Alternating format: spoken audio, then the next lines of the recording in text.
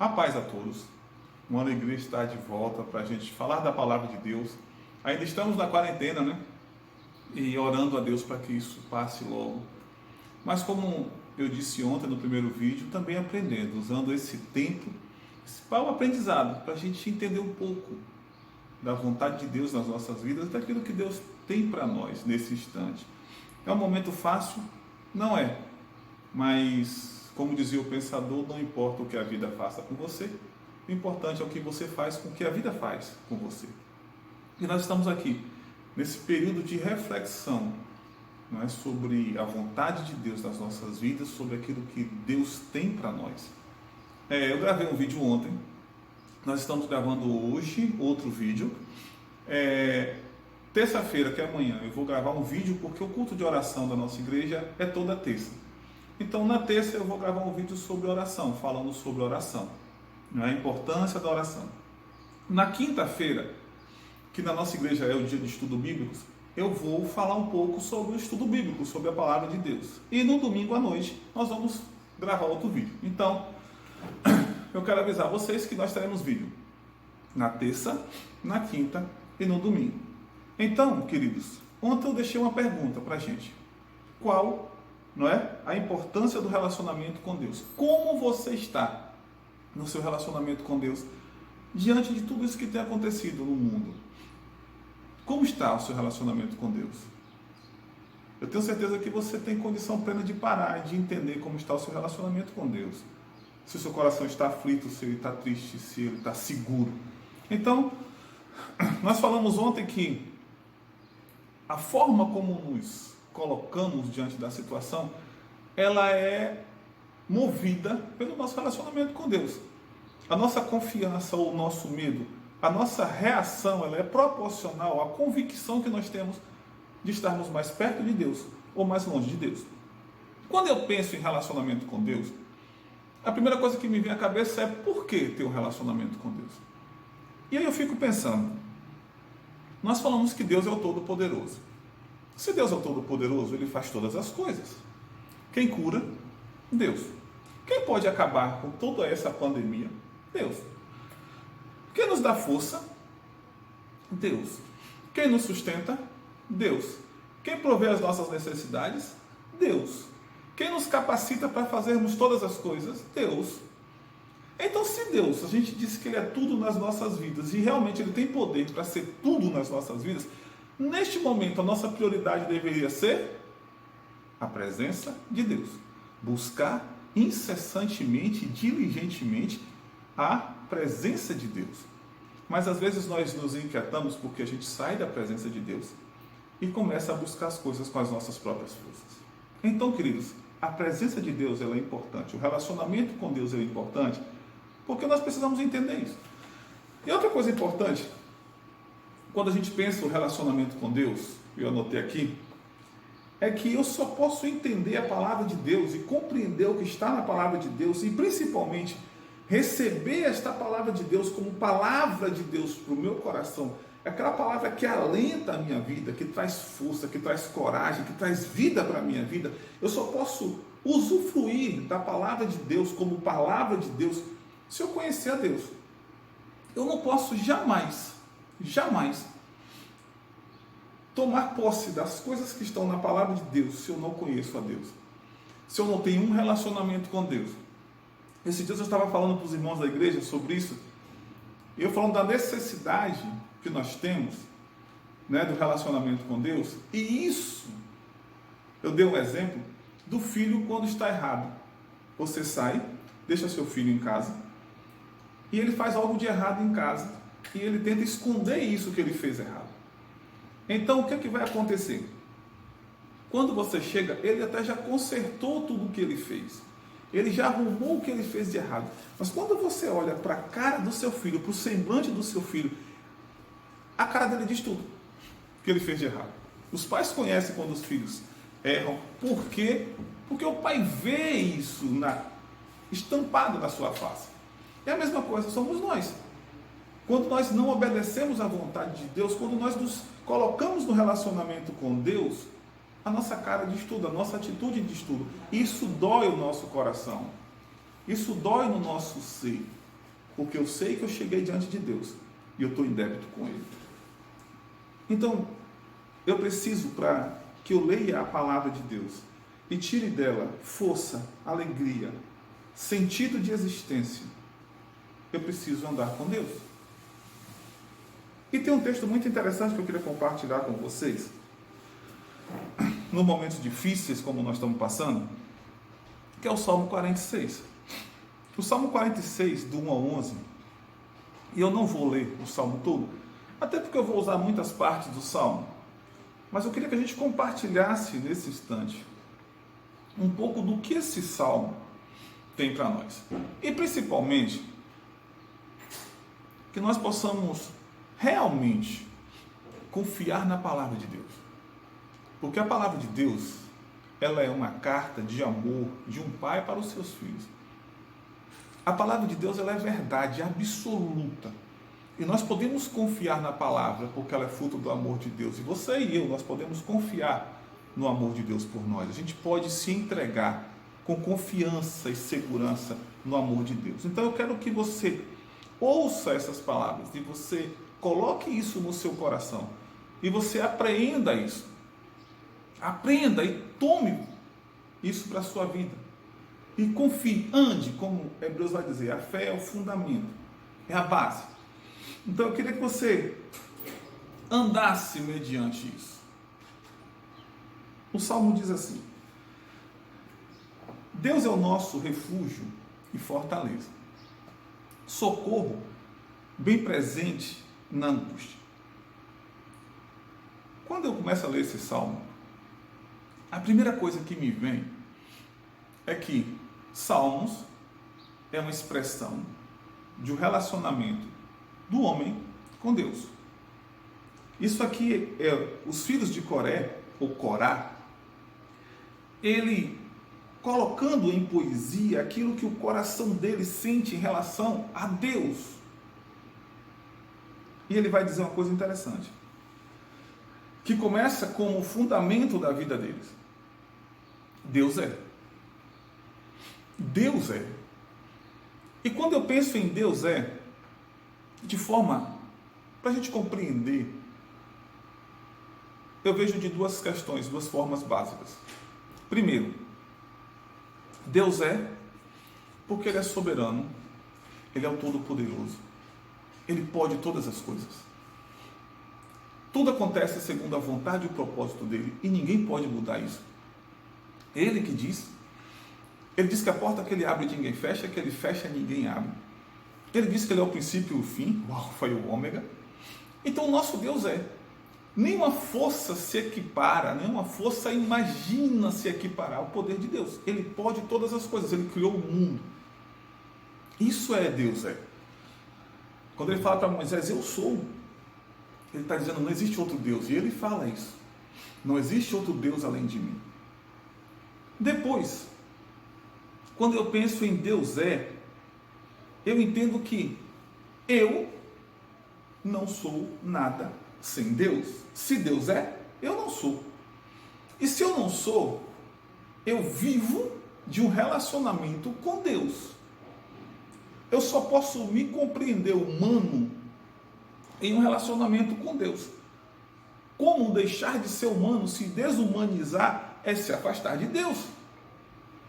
Então, Deus é o Todo-Poderoso, Ele é. E Deus também é, porque eu só sou nele. E o salmista compreende isso. Ele diz, Deus é. Se Deus é, eu tenho que olhar Ele como duas coisas, refúgio. E o que era o refúgio? Refúgio era uma cidade onde as pessoas corriam quando elas fugiam da lei. Porque a lei, olho por olho, dente por dente. Mas às vezes as pessoas não faziam, não cumpriam a lei ou desobedeciam a lei de forma involuntária. Exemplo, alguém matou acidentalmente alguém, ele teria que morrer, porque ele matou. Mas só que a pessoa não tinha culpa. O que é que acontecia? Ele tinha o direito de correr para a cidade de refúgio, lá ninguém pegaria ele, para ser bem claro, e ele teria um julgamento daquilo que cometeu. Então, a cidade de refúgio era isso. Então, o que seria a cidade refúgio pensando e aplicando? A cidade refúgio seria tudo aquilo que está aquém da minha capacidade de vida, tudo que está aquém da minha vontade, tudo que vem sobre mim que eu não posso manipular, que eu não posso mexer, que eu não posso fazer, que, como está acontecendo hoje, nós temos um problema sério que você nem eu, a gente não pode dominar, a gente não pode mexer, a gente não pode manipular. Está acontecendo e nós estamos de passageiro nisso. É isso a condição de um homem que corre para a cidade refúgio.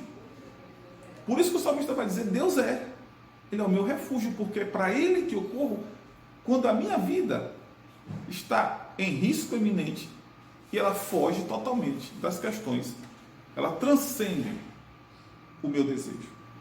E Ele vai dizer que Ele é força, Ele é refúgio e Ele é fortaleza. E outra coisa importante, socorro bem presente na hora da angústia. Presença. Deus não olha de longe, Ele está sempre presente. Eu estou com vocês, eu estou convosco.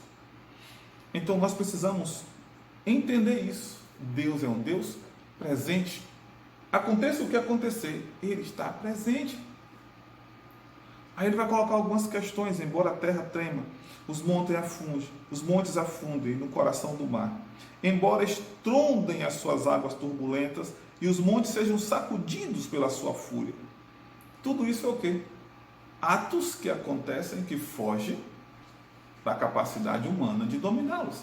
Se um monte treme, você não pode dominar. Se o mar se levanta, você não pode dominar. Se se levanta um tsunami, você não pode parar. É isso que o salmista coloca. Diante de fatores que transcendem a humanidade, Deus é. Aí, outra coisa importante, ele vai dizer assim, é um rio cujos canais alegram a cidade de Deus, o santo lugar onde habita o Altíssimo. Deus está nela, não será abalado. Deus vem em seu auxílio desde o romper da manhã. Deus vem em seu auxílio desde o romper da manhã. Nações se agitam, reinos se abalam. Ele ergue a sua voz, ele domina sobre todas as coisas e a terra se derrete. Aí, no versículo 7 ele vai dizer uma coisa e ele para. Em algumas traduções diz selar, que é uma pausa de meditação, e ele vai dizer assim, o Senhor dos Exércitos está conosco. O Deus de Jacó é o nosso refúgio. Ele vai afirmar isso para a alma dele, para o coração dele. Não é uma afirmação que vai para a cabeça dele. Não é um mantra que ele vai repetir. É algo que ele diz com convicção de transformação de vida, de atitude. Ele vai dizer, o Senhor dos Exércitos está conosco. O Deus de Jacó é o nosso refúgio. Por quê? Porque Ele é o Todo-Poderoso. Porque Ele é. E eu não sou sem Ele. Aí ele vai dizer assim, venham, vejam as obras do Senhor, seus feitos estarrecedores da terra. Ele dá fim às guerras, até os confins da terra, quebra o arco e despedaça a lança, destrói os escudos com fogo. Esse é Deus. Ele domina sobre todas as coisas. Aí, ele vai falar uma coisa tremenda, irmãos, para a gente nesse instante. E nós precisamos levar isso em consideração.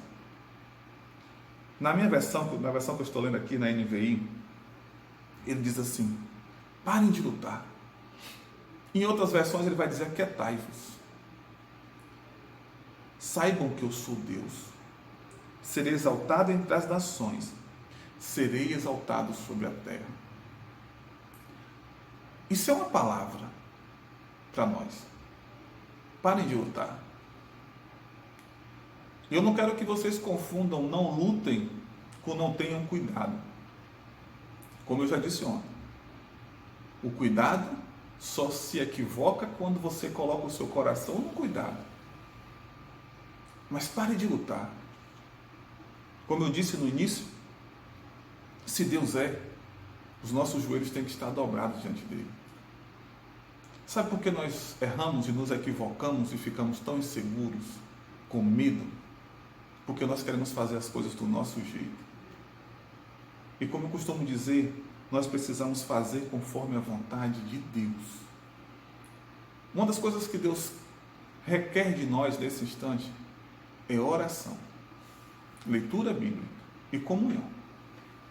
Ah, mas nós estamos separados, pastor, cada um na sua casa. Isso não impede a comunhão. O que você tem feito? Se Deus é em você, e se você tem essa capacidade de compreender que você pode parar de lutar, você tem Deus como a coisa mais importante da sua vida. E se Deus é a coisa mais importante e você se volta para Ele, só tem uma coisa para a gente fazer: aquietai-vos e saber que eu sou Deus. E quando você chegar nesse nível de quietude, de alma, de pacificação do ser, você vai ser reflexo de Deus para o outro. Você vai ser bênção de Deus para o outro. Você vai ser canal de bênção, boca de Deus, mão de Deus. Você vai ser expressão de Deus na vida de outras pessoas. As pessoas precisam dizer de nós e olhar para nós e enxergar em nós Deus. Eu vi Deus na vida dele. Aquietai-vos e sabei que eu sou Deus. Serei exaltado entre as nações, serei exaltado em toda a terra. Aí ele repete de novo com outra pausa: o Senhor dos exércitos está conosco. O Deus de Jacó é o nosso refúgio. Ele fala isso 3 vezes no texto. E eu tenho certeza que ele fala 3 vezes e mostra e demonstra para nós o poder de Deus, porque ele quer que nós entendamos que o Senhor está conosco. Em qualquer situação, Deus está conosco. O desejo do meu coração nessa hora é que os nossos olhos não se afastem disso, que os nossos corações não se afastem disso, e que nós possamos realmente sentir isso no nosso coração. Que a leitura da Bíblia não seja uma mera leitura, que nós não possamos ler os textos bíblicos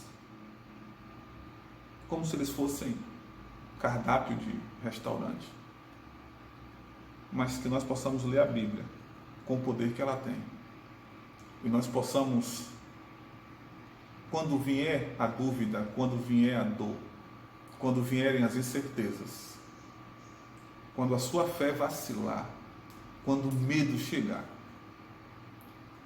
diga: o Senhor dos exércitos está comigo. O Deus de Jacó é o meu refúgio. Deus é.